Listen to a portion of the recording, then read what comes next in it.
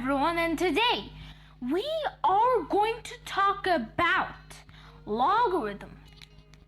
So after a lot of understanding of arithmetic from past experiences, we learned that every operation has so we know that every operation has an inverse operation, such as addition and subtraction, multiplication and division. But things get a lot more trickier when we talk about exponents. Is square roots really an inverse operation?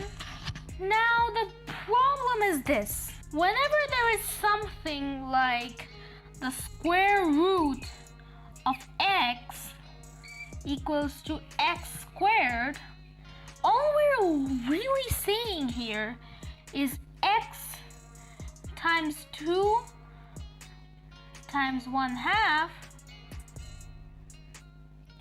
equals to x. Basically, we cut the 2's and x to the 1 is equal to x. So square roots aren't exactly the inverse operation of exponents. It's a fractional exponent. So it's not technically an inverse operation. So if square roots aren't an inverse operation, just like we've just shown to you, then what is? Now, from our understanding from algebra, we know that exponents can be a function, such as exponential functions, like y equals to b to the x. Now, if we switch the sides and take the square root of y,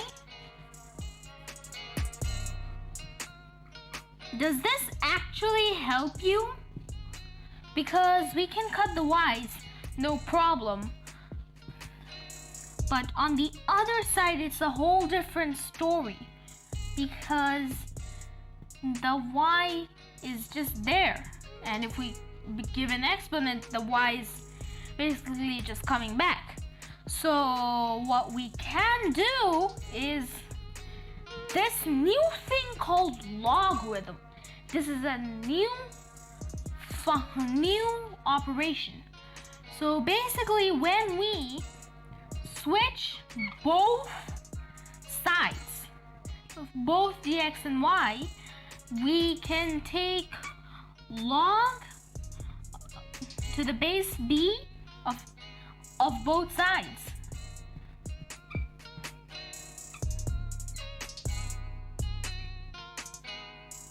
And that way we can solve for y. Now, if you haven't heard of stuff like log to the base b and stuff like that, don't worry, I'm going to explain what it is right now.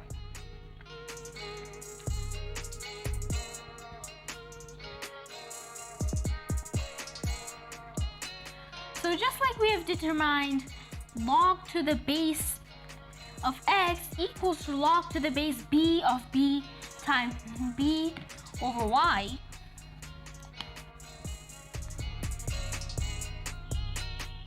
it's basically telling us that in this base, the base is the base of the exponent.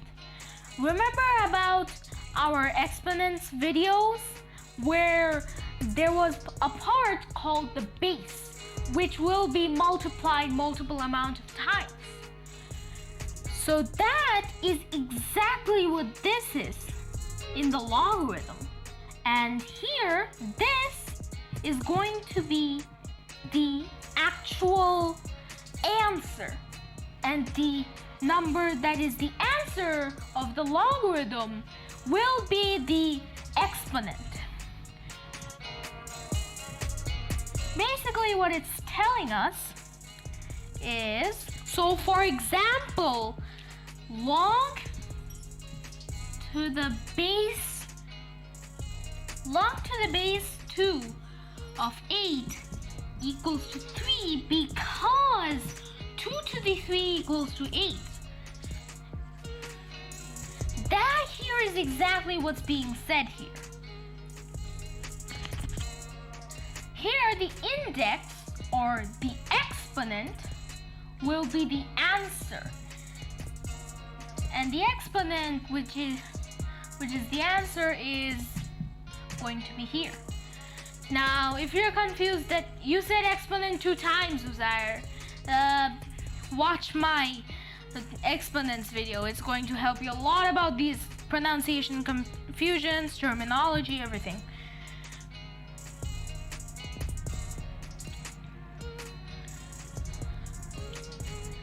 Now let's graph these functions.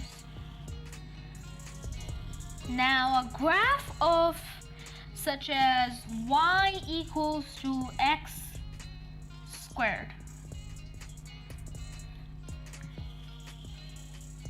is an exact graph like this.